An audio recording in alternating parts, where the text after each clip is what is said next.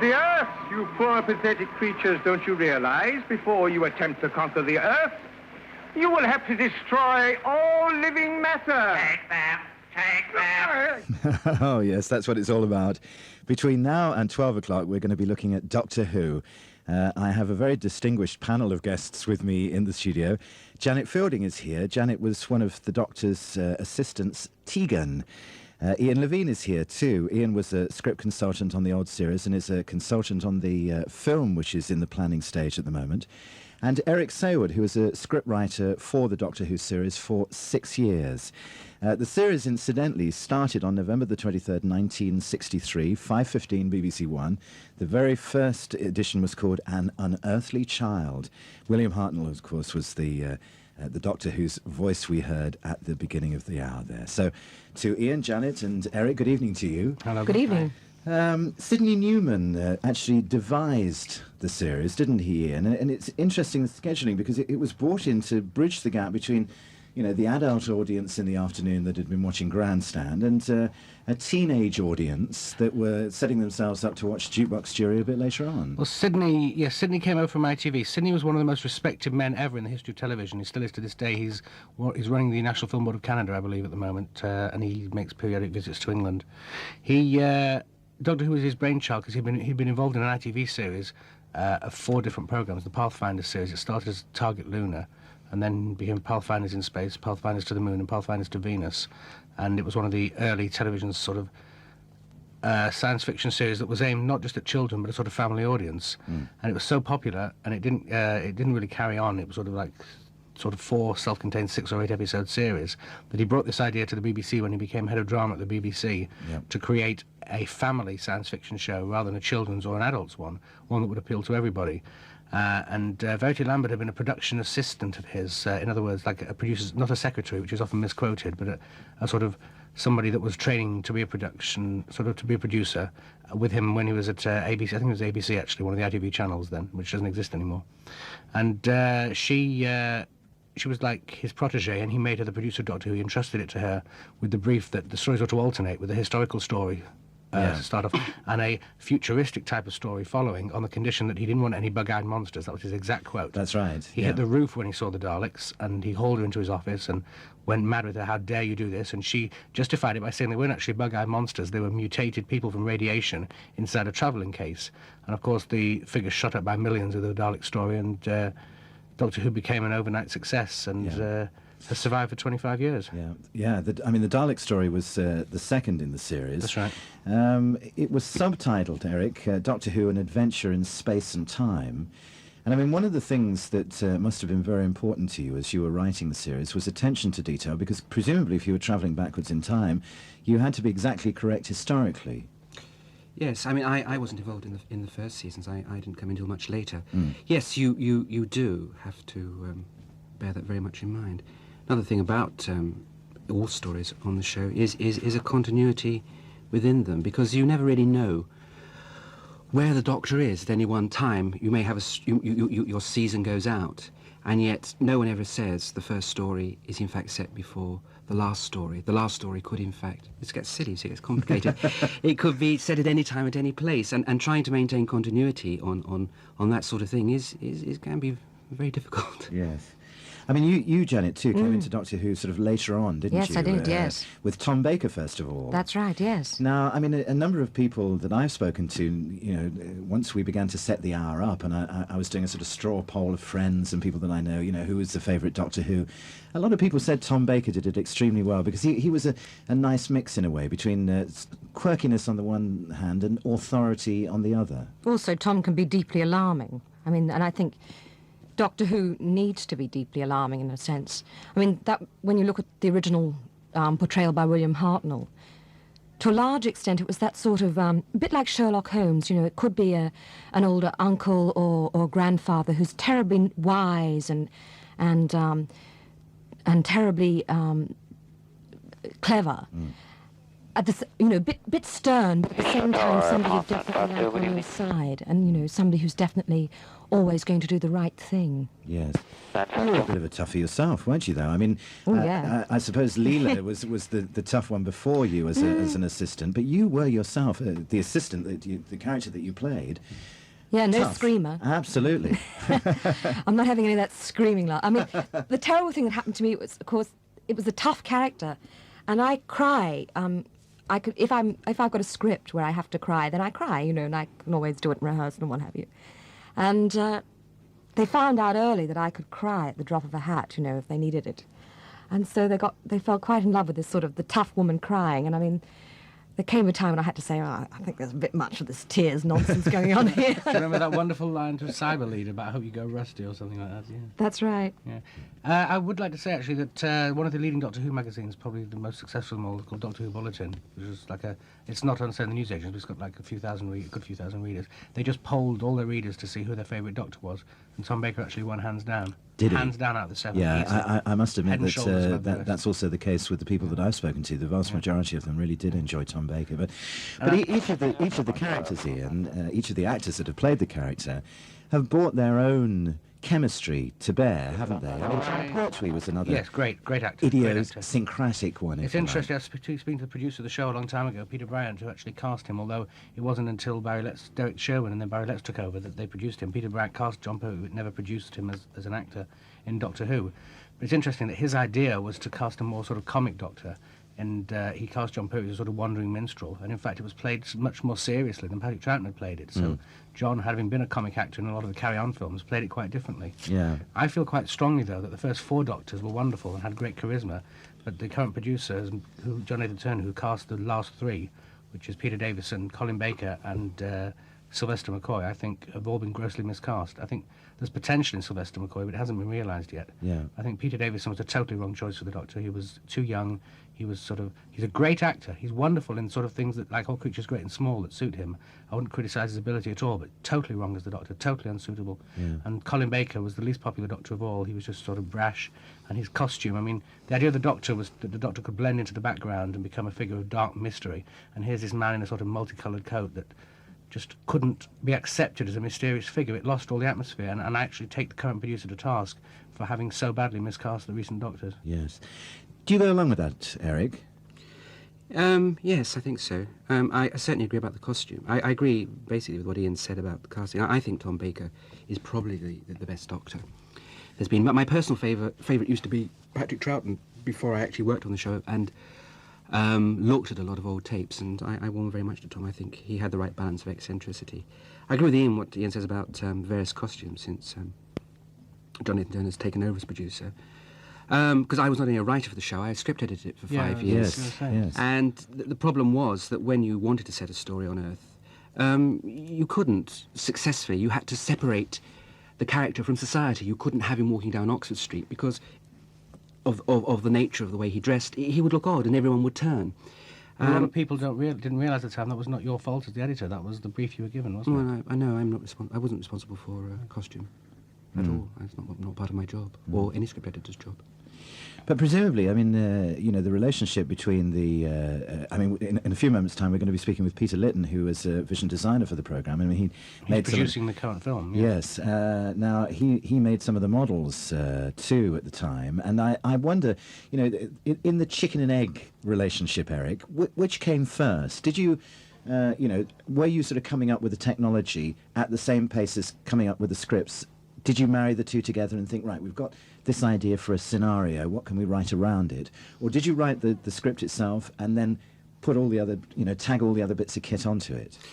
Well, the problem with Doctor Who is it has very small budgets, and what you're always looking for in your stories are strong tales, strong narratives.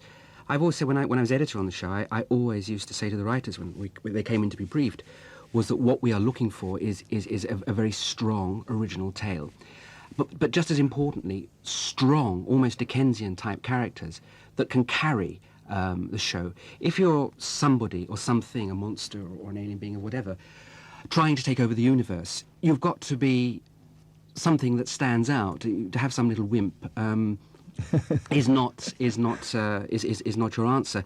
The technology side was. I mean, I always remember that visual effects who built things like the Daleks and often created the monster costumes were often a little bit fed up with how little money they had, and although a script may describe a monster, it was a compromise between what was on paper and what could be done, and frustration grew and grew and grew, because as films like Star Wars and so on came on, where they'd spent millions and some of the realizations were beautiful, it just grew more and more frustrating for them. So do you think that provided a turning point in a way? I mean, for you, Janet, working on the programme towards the end of the 70s and into the early 80s, I mean, you know, you were following on Star Wars and Close Encounters and these, weren't you? Did that have a big impact on people's reception to Doctor Who? Well, I think it inevitably it must. I mean, because your expectations are that much greater, aren't they? The sorts of visual effects that astounded me as a child would no longer work for my stepchildren, because they'd seen, you know, these wonderful, very expensive movies. So really, as Eric said, what you had to do in Doctor Who is compensate in other directions. Now, as you know, the show's very, very popular in America. And they will joke about things like the wobbly sets and some of the special effects, you know. But what they love is the special sort of quirkiness of Doctor Who and the stories and the characters. I mean, I think the characters in Doctor Who, except perhaps the companions, tend to be very individual. So I think that it sort of works on that level, and for that reason. I mean, I don't want to decry special effects, because, say, somebody like Peter Lytton did wonderful work when he was doing Doctor Who. They worked very hard to realise what was achieved. No, I wouldn't want to criticise them. It's just that they worked against enormous odds at times. Yes. And as Janet says, that the show is smiled at, often in an affectionate way, because of its deficiencies. It's never tried to be a special effects show, but it succeeded on its. It always works well when the stories are strong and the characters are strong. Its essence is the Britishness of it, and the fact that it's always had good scripts, until recently, good directors and good acting. Yeah. Surely, I mean, the whole point about science fiction really is that it explores ideas that we have about the society that we live in a different context. So you sort of throw them into relief. I mean, that's one of the functions, surely, of science fiction. And I think Doctor Who, at its best, does that in a way that Star Trek or any of those other programs really doesn't. I mean, Star Trek could be Gunsmoke, except it's set in space, really. I mean, it's the same sort of formula American show. Whereas I think Doctor Who, when it works at its best, it genuinely is science fiction. Yeah. It genuinely does try to explore ideas and themes. Well, let's just take a break for a second, and I want to invite our listeners to call us too, because a number of thoughts really that I'd like to get your opinion on, not least of which your favourite Doctor. You know, just to remind you, William Hartnell, Patrick Troughton, John Pertwee, Tom Baker, Peter Davison, Colin Baker and Sylvester McCoy are the 7 Doctors that we've seen so far. Which did you prefer? Also, which was your favourite assistant, your favourite alien character? Anything else that you'd like to know about the series? We could also hear from you as to whether you agree with Ian and Eric that the current Doctor Who isn't quite of the calibre of some of the series that have gone by in the past.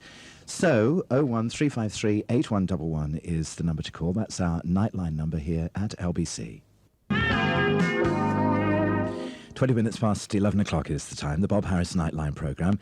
Ian Levine, Janet Fielding and Eric Saward are with me in the studio. 353-8111. We're talking about Doctor Who, really, I suppose, delving behind the scenes of Doctor Who and finding out...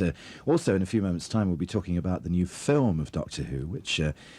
we'll be seeing on our screens probably next year, I should imagine. But I want to just sort of develop this theme, really, Janet, that you've put into the mix. I read an interesting quote of Patrick Troughton's, who believed that one of the reasons for the success of Doctor Who and the reason that it's touched so many people is that it touches the chord of life on other planets, you know, that we're not alone in this world and that there are other beings out there, and that, in fact... You know, we feel that that's very important, and in a sense, in the E.T. way, contact with them can be very richly rewarding, and this is a very, it's a warm sort of feeling. I mean, does that compute with you? Did Doctor Who trigger that for you as well? Well, yes, to a certain extent. I mean, I was sort of not really interested so much in that sort of sphere. I mean, I think that's such a big thing to think about in lots of ways. I mean, really, what you're interested in is how it affects us, how we would react to those sorts of situations. I mean, and how we react as social beings. I mean, that's part of the interest for me of something like a science fiction show. A lot of science fiction, of course, is analogy. You know, it's like helping us to see something by just telling it in different terms. Yes, I mean, putting our own situation in relief against it. Yes. Yes. And I think that's what works for me best. I mean, I loved some of this.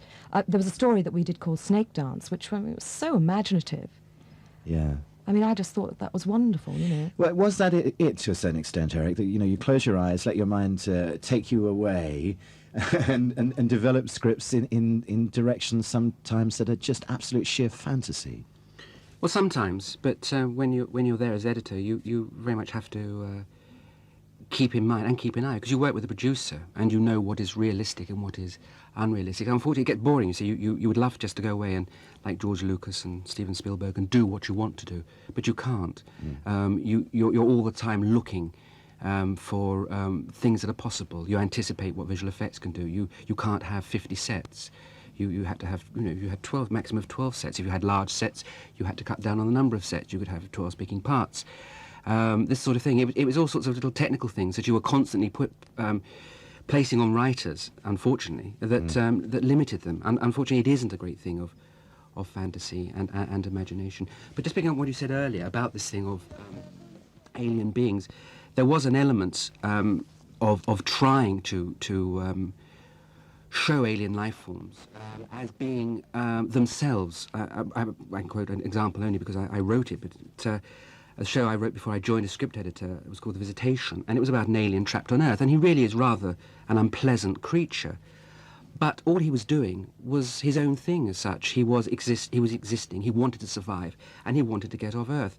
And really much the subtext of that story was, you may not like him, you may think he's horrible, but this is how we'd all behave if we were in a similar situation. Yeah. We want to survive, and this was, as I say, was one of the themes. Let's go across to the phone lines to, first of all, talk with Mike in Chiswick, who's on the line now. Hello, Mike. Hello. Yes, you're through to our Doctor Who panel. Thank you very much. It's great.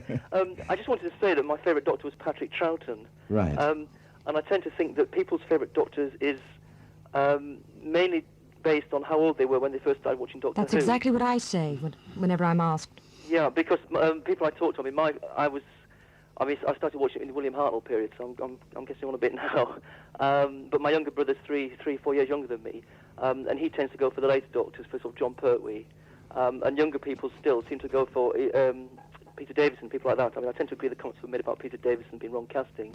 But that seems to be the main thing. And I also wanted to say that the biggest monster, as far as I'm concerned with Doctor Who, has got to be Michael Grade, because I think he's done the most to destroy the Doctor Who by demanding such changes which really aren't part of it. I've got some of the old videos, or one of the old videos, The Seeds of Death with Patrick Troughton, and part of its appeal was the sort of believing that monsters could take over the world, and of course you can't believe that now because there's too much comedy in it. Although I think perhaps Sylvester McCoy might be an improvement if they give him the decent script. Can I just say that, in fairness to Michael Grade, and I mean, I actually went on live at News at 1 when the show was postponed by Michael Grade and actually put the case forward for Doctor Who at the time, because the best thing it seemed to do was to try and save the show. But looking back in retrospect, Michael Grade was actually criticising the same way as all the fans are now criticising John Nathan Turner. He was merely saying that the show had become bad, it had become stale, it had a bad lead actor as Colin Baker. He's not a bad actor again, but he was bad as the Doctor. It had bad directors, it was just... The whole thing had sort of degenerated into a mess, and he looked at it and he just saw that it was not attracting new generations of viewers the way it had in the past. Now, I think it was wrong to have taken it off the air. I think he should have tried to change, made a massive change in production, a change in actor and everything, and kept it going there and then, and tried to improve it, rather than just take it off and then hope after 18 months that it would get better by having the exact same team coming back again. But he did see something wrong with the show, and there was something wrong with the show at the time, and I think it's gone downhill since. I think what it needs now so badly is a new producer to shake it up and give it a swift kick up the backside and become the classic show that it used to be again. Right. Mike, thanks for your call. Eddie in Stockwell is on the line now. Hello, Eddie. Hello. I was wondering what you thought of the massive Doctor Who books and comics which have come out. Ask Eric, he's written a few. Yeah. 9605. I've written 4 of them. I don't know. I mean, people want to know more about Doctor Who. People want to read novelizations of the scripts. It's popular. People enjoy it. It's harmless. I personally can't say anything against it. Well, I didn't think the books were very good, but some of the comics were excellent. Well, I don't know much about the comics, so I can't really comment on them. Actually, in terms of exploitation of Doctor Who in that sense, there hasn't, Doctor Who has never been overexploited, has he? I don't Merchandising and stuff like that. It's in small bits and pieces. In the past, they used to have things like Daleks and Cybermen on sale. And BBC Enterprises are now starting to exploit it a bit more with sales of videos of old shows. And the programme itself is sold mainly in America. There's a great exaggeration of how many countries it's sold in, but it is sold in Britain, and it's sold in Australia, New Zealand. Does it get daily showing in Australia? Somebody told me it Yes, did. 5 days a week. Is that right? And on somebody also lunchtime, said 100 million is its worldwide audience. I don't know whether it is at the moment. I mean, I think that's sort of, all told. I mean, I think it has peaked at some stage at 100 million. Yeah. Though, I mean, there are probably a good 25 million viewers in America. Yes. There's yes. more than I realised. I was looking at a computer printout at the production team's office, coast to coast, for the film, not the production team of the Doctor Who movie, and to see exactly where the series was being sold. What seems to have happened, what's staggering, looking at the figures, is that the recent Doctors, again, Peter Davison and Colin Baker, of course Sylvester McCoy is too new, their stuff is not being sold hardly at all, as opposed to Tom Baker. Tom Baker has reached something like a staggering 200 markets, so different stations in America and Australia and everywhere else, as opposed to something like 19 or 20 on the Peter Davison list. That was quite... Oh, no, we go out and far more than that. Yeah? Yes, yes. It's certainly true. I know that from being one of the writers on the show, that the latter, from Peter Davison onwards, when they don't sell that many. BBC Enterprises boast of it being a good seller. I can only assume it is from... It is, but they're selling now. The John Pertwees and the Tom Bakers still, they're selling to countries like Spain and... I was looking down the list. It is covered in a huge amount of countries. Yeah. It is like 54 different territories, and then like in America, it's on 115 PBS stations, but they don't seem to be taking the recent shows in the way as they did the stuff from both John Pertwee and Tom Baker lead the field. The Hartnells and Troughtons, the ones they have are as low probably as the Peter Davisons and the Colin Bakers. It's just those massive... We've got the news coming up, and I do want to go back to the phone lines for another call before we go to the news. Frank in Harrow is on the line this time. Hello, Frank. Oh, hello. I just missed a couple of some of the discussion earlier, but was I right in thinking that Douglas Adams was one of the script writers long before he did Hitchhiker, by any chance? No, Douglas Adams had written Hitchhiker's Guide, and it was going out on radio. Graham Williams, the then producer, approached him, and he was script editor for a year. But it was concurrent with... Because there were some funny ones. I like the witty ones. I'm going back quite a bit of time.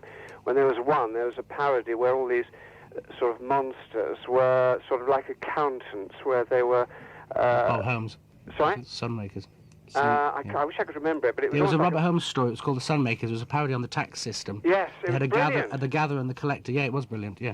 And is that the sort of humour I loved? And there was an earlier one where Leslie Dwyer, a Cockney actor... Carnival of Monsters, yeah. played the showman or something. That's right. Carnival, that's a John Pertwee story. And they're using 73. camp language, which is even funnier, actually, which came over in Same, Doctor Who. interesting enough, you just picked on another show by the same writer, Yes, Robert Holmes, who sadly died a couple of years ago. Oh. He'd been off Doctor Who for a while, and Eric brought him back. Eric, as the script editor, fought with the producer just to get him back on the show. He was by far and away the best writer that Doctor Who had. I mean, I think he wrote something like 12 or 14 scripts over a number of years. He was script editor himself for 3 or 4 years. He was brilliant at it, and I'm really rather pleased that you've picked on him, because he was a personal favourite. And I was delighted, because I also became friends with him through working on the show. He was a wonderful man, and I thought a wonderfully inventive writer. My only criticism was of the show in all the years is they should never have taken off on Saturdays.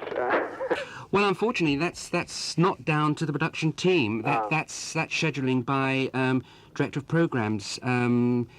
that was then Michael Grade who took us off Saturday and put us out on, I think it was Monday. But that's completely out of it. No producer has control over when his show goes out. Michael Grade put you back on Saturdays. It was actually David Reed, do you remember, that took you off? I David beg Reed, your and he changed it into 50-minute... He scheduled the 45-minute slots as well, yeah. Thank you very much, Frank, for your call. It's 11:31. We must take a break for the news headlines now. We'll also take a look at the weather. Lots and lots of people wanting to talk.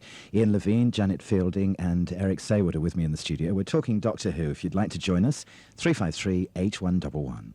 LBC, it's the Nightline programme. Bob Harris with you alongside Ian Levine, who's consultant for Doctor Who, the television series, at least was, and is a consultant for Doctor Who, the film. Janet Fielding, who was Tegan, Doctor Who's assistant in the late 70s, early 80s, and Eric Saward, who was script editor for the television programme for 5-6 years. We'll be speaking too, we hope, with Peter Lytton, who is a vision designer and is also very much involved in the putting together of the new film. Doctor Who is our theme, and Ralph is on the line now from Southgate. Hello, Ralph. Hello, Bob. Right, I have been a viewer for several years, since about the middle of John Pertwee's time, and I enjoyed it very much. I do, however, feel that since Peter Davison, there has been severe miscasting of Doctor Who. Tom Baker was my favourite, like most other people. Yeah. I also mourn the passing of the original titles and theme music. I couldn't agree more with that. I couldn't agree more. I think one of the worst mistakes John Nathan Turner made was to come straight in. He wanted to put his mark on the show so badly, he took a lot of good things away from it, like good directors and a very good title sequence, that the slit screen thing that Sid Sutton... Well, no, not Sid Sutton. No, I can't remember the name of the guy that designed it. Anyway, there was the split screen thing that the later John Pertwee stories and the Tom Baker stories had, along with the old title music, went straight away with the new arranged theme music. And I feel that the first thing a good producer should do is to bring the original type of theme music straight back. I mean, the other thing we're subjected to on the opening credits, is the fact that the Doctor winks at the camera. I mean, that's pure pantomime. That's just unnecessary. Ralph, can I ask you, I mean, we have 3 people in the studio, obviously directly involved in Doctor Who, have been at various times over the years, but they are, obviously, we are talking seriously about it. You take the programme very seriously. What is it about Doctor Who that people do take so seriously, do you think? I'm not sure. I think partly because it is pure fantasy, but not so way out like Star Trek. There is some sort of realism. Credibility, then? Partly, yes. Little foibles of the individual doctors, like Tom Baker with his jelly babies. Yeah. It tends to bring it down to earth. Patrick Troughton originally. That's right. Yeah. Well, I wasn't around with him, so I wouldn't know that. But it's not so incredible that it's not believable. Yeah, I understand what you're saying. Thank you for your call, Ralph. Jeremy and Hendon, is it that way for you as well? No, I mean, I felt that I didn't mourn the title sequences. I felt that the best theme music they had was by Peter Howell. I mean, I thought they totally ruined it when they had Kev McCulloch and Dominic Glynn doing it. Cause, I mean, I thought Kev McCulloch sounded slightly flat. Yeah, well, I'd agree that, yes, Peter Howell's music was much better than both Kev McCulloch's and Dominic. But I still think that, personally, I mean, it's personal opinion. I mean, someone could ring up and say that they thought that the original title music was rubbish and that Peter Howell's was better. I mean, you preferred that to the original one. I think, I mean, I'm actually, by profession, a record producer and things like that as well, and I think just technically, the original, despite its age, technically the original theme music had much more depth and was generally more creative than anything that they've tried to create since. I mean, I got the video of Revenge of the Cybermen. Yeah, well, that was the original. And I sort of heard the theme music compared to what it was now. I was actually frightened. I mean, I didn't usually get frightened, but I heard it and I thought, oh, what's happening? Now, Speedbird 821, straight in on 9, right, 14. Where they materialised on the space station. But apart from that, I just found it frightening. Call out tomorrow. I mean, I thought the most stupid thing that Michael Gray did was sacking Colin Baker, because I thought he was a very good actor. Because even though he had outlandish, even though he tended to scream a lot, his acting was very, very good. And you can't blame, I mean, I suppose you can, but I felt that getting rid of Colin Baker was a sad move by Michael Gray. I mean, I thought the biggest mistake he ever made was taking it off the screen for 18 months. I mean, it just wasn't. He should have revamped the show totally. Yeah. Without doing it. Well, we were talking about scheduling earlier too, or scheduling, as I should say, and putting Doctor Who up against Coronation Street, for example, it's hardly really giving it a fair chance. Well, is it? I don't really understand the motives of the people at the BBC lately towards Doctor Who anyway. We've had a situation where Michael Grade moved to Channel 4, Jonathan Powell, who was head of drama over Doctor Who, moved up to controller, and we now have a new man, Mark Shivers, who is a very brilliant drama producer. He did things like The Six Lives of Henry VIII and The Borgias. He's now the head of drama, and I've been ringing up all week trying to get a quote from his office about what the attitude to Doctor Who is, so I can actually tell you on the air tonight. But his secretary kept saying he had no comment to make, and I just gave up trying, and then I tried so many times. I wrote him a letter, and then I wrote him a 3-page letter explaining exactly what I thought was wrong with Doctor Who at the moment. And I sent a copy to Jonathan Powell as well, so he's got to read it at least. Yeah. But You're a Doctor Who activist, aren't you, really? Ian? I don't know why. I always tend to have... I tend to sort of kept to the fore as such. I think, having done sort of a TV and radio interviews in my own right before, I was the person that they chose to go on the air and plead the cause in 1985. And since then, I became quite controversial because Gary Levy, who runs the Doctor Who magazine, the Doctor Who Bulletin, he asked me to do an article on the state of Doctor Who about the current producer, which was a front-page article, which I did the article, and he titled it JNT Must Go Now, JNT standing for John Nathan Turner. And he then sent it to Fleet Street, and it was quoted in 9 papers, The Sun and The Star and everything else, quoting pieces of this article, actually saying that the fans were turning on the producer and criticising it. To go back to what you said, though, about we're talking about the upper echelons of the BBC. Yeah. Nobody understands why Michael Grade publicly criticised John Nathan Turner and said that the producer was doing a bad job.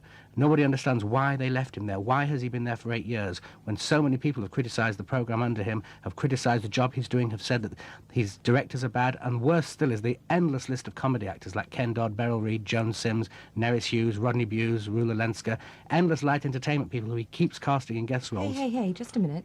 We're not necessarily just talking about light entertainment people. You can't categorise somebody like Beryl Reid or Rula Lenska as light entertainment people. No, but... You're an actor, you know. No, but the motives behind the production team's thoughts of putting so many people into those roles is what I'm saying. Every Doctor Who story for years seemed to have a guest star that was familiar to the light entertainment world, and I don't think that was Doctor Who.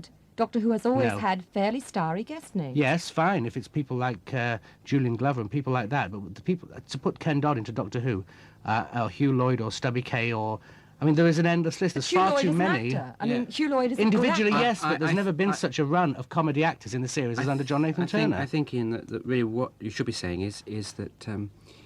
Not that they are LE actors at all. The fact is that they didn't work very well in the part. It was a case of miscasting. The show became pantomime under John Nathan Turner, and this is why, having been criticised by his superiors, why is he still there? Nobody can get an answer out of them as to why he's not moved on. Why is the same producer still there? Although we hear he's leaving now. Yeah, in fairness, Ian, I mean, and I recognise the point you're making. I mean, but back.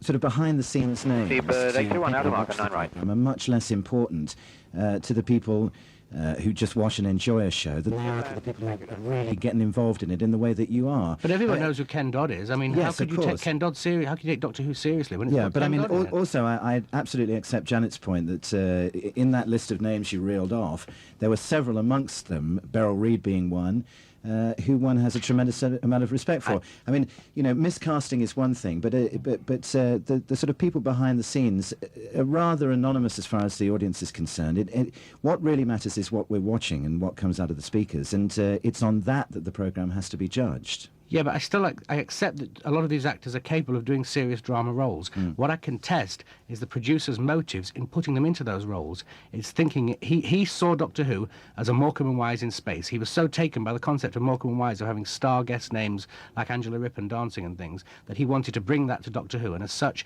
he brought an endless list. I worked out a list. There's something like 45 of them. An endless list of comedy actors.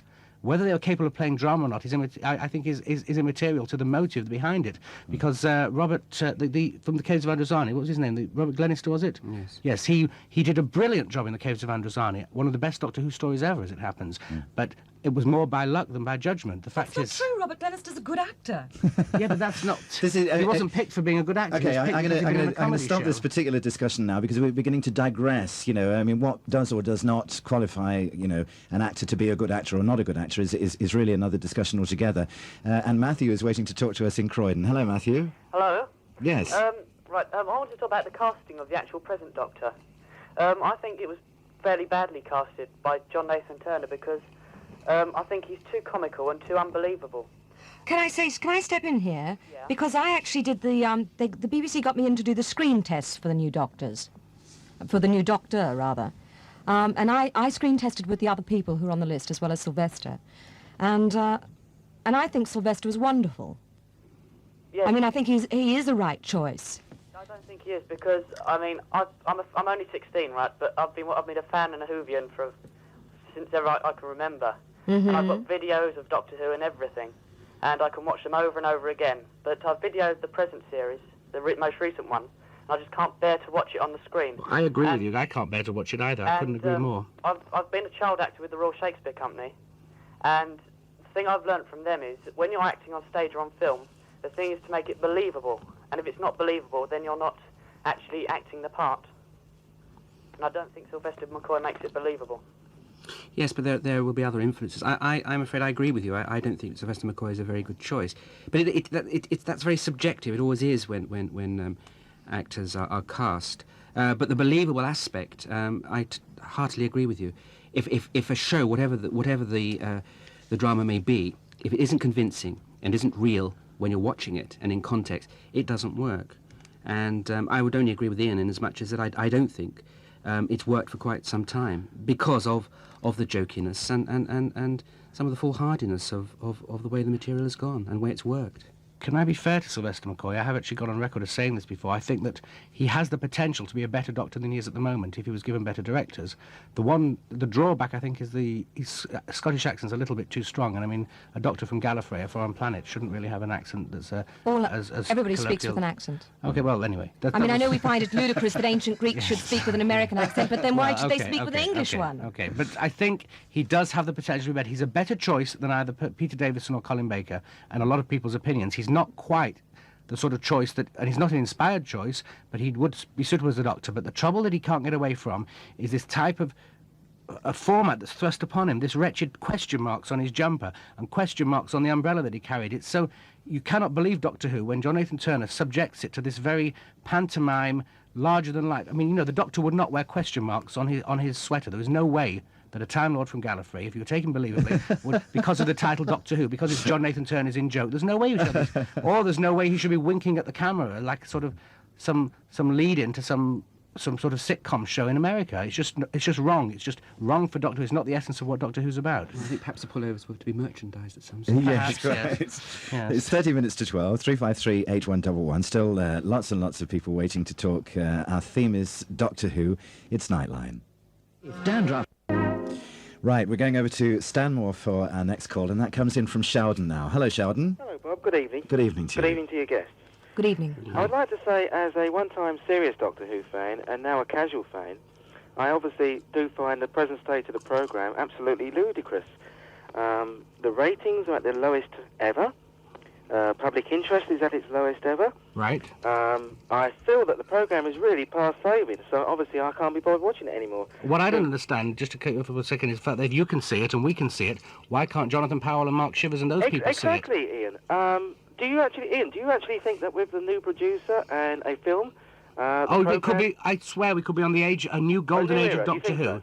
Because John Nathan Turner, if he is leaving, as he says, if they appoint the right producer, and the producers of the film, Peter Lytton and George Dugdale, are determined to make it as un-John Nathan Turner-like as possible. They want to bring back the magic of the previous eras. They want to capture the sort of thing that had people hiding behind the sofa. They want to make people actually genuinely frightened, but also the fact that in the early days, if a person from Earth who we could identify with was brought on board the TARDIS, they had a genuine sense of wonder and amazement, which has been lost in recent years. I mean, a lot of the John Nathan Turner, he had people coming on board the TARDIS like a number 9 bus, I felt. Yes, I agree with you.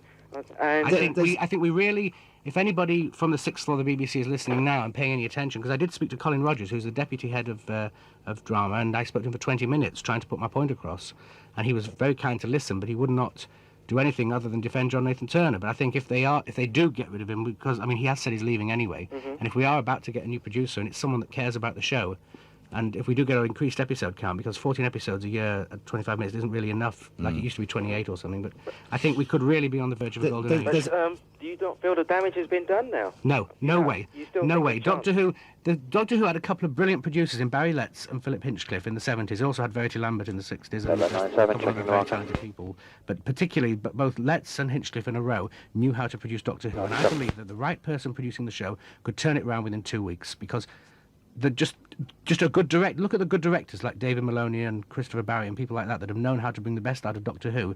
John Nathan Turner was scared of using them because they knew more about the show than himself, and you'd agree with me on that, wouldn't you, Eric? You know his attitude towards directors. Yes, he was reluctant to employ experienced people. Very reluctant, and certainly reluctant to employ experienced writers. And as such, the directors that he used were often people that, particularly people like Nicholas Mallet and Andrew Morgan, who are capable of directing soap operas, but have no idea of the special techniques it takes to record the sort of sinister atmosphere of Doctor Who. Yeah.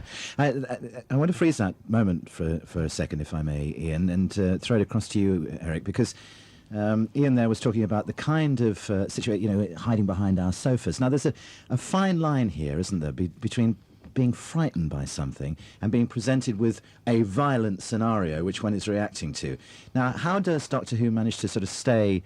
there have been times when it seems to have crossed that boundary line. Is there a specific decision made in this respect? No, there isn't. There is, in fact, a BBC book on violence, which is supposedly the rules you adhere to, but like all such rules, they're very, very vague. What you tend to do is you use common sense. You bear in mind your audience, you bear in mind your time of transmission. In the past, it has been criticised of being excessively violent. Again, I think that's so subjective. It's very difficult to argue for or against. It's personally, I've always felt that if you put a violent scene into a script and it's justified, it comes out of the action, it comes out of the situation, then I think that is acceptable. I also don't like portraying violence as something that doesn't hurt. This is my personal opinion, and I had that effect on the show for 5 years, in as much as that if someone is hit on the nose, it hurts, and I think that should be shown. I don't necessarily think you should see someone's guts fall out on the floor or their nose drop off, but I think there should be a compromise between overt violence and the fact that violence is an unpleasant thing. And I think reminding people, especially young people, of that is no bad thing. Sheldon, thank you very much indeed for your call. May I say to our crammed switchboard full of callers who are waiting to speak on air that we're going to continue our discussion after 12 o'clock. This second successive Sunday that this has happened. And so if you're thinking, gosh, the 12 o'clock news is coming up, we're not going to get a chance to come on air, I can tell you that we'll be continuing our discussion past the 12 o'clock news. Jonathan in Epsom is our next caller. Hello, Jonathan. Hi, Bob. Hello, everyone. I'd like to say... I can't understand why they don't show more of the Cybermen, because I think them and the Daleks are really the two main foes of the Doctor, and they never seem, to come on as much as the Daleks. Well, it's always a problem of balance. There's always a great argument we had. There was how much to show from the past. Yes, you can show an occasional Dalek story, you can show an occasional Cyberman story. But you need to go on. The show needs to develop, and it needs to expand, and you need to introduce new monsters. And if you had week after week of the Cybermen... It's a tower, good evening, Friday here, 970, established on localizer 09 right. We'll get rather fed up with them. Give Eric his due, as it happens. He's the one that was responsible for 3 Cybermen stories. He brought them back in Earthshock. Then an appearance in the anniversary special, The 5 Doctors, for the 20th anniversary. And then the story he script-edited, Attack of the Cybermen. So he was directly responsible for 3 Cybermen stories. So I'm sure he's really on your side anyway. What else I'd like to say is the Doctor's TARDIS. You hear so much about it's going to change because kids today can't... here, 970. And they keep saying they're going to change its shape. I just wonder if they're going to do it in the film. No way. The whole point of Doctor Who is that is one of the things that are integral from 1963 to the present day. That's one of the few things that has remained consistent. Very few...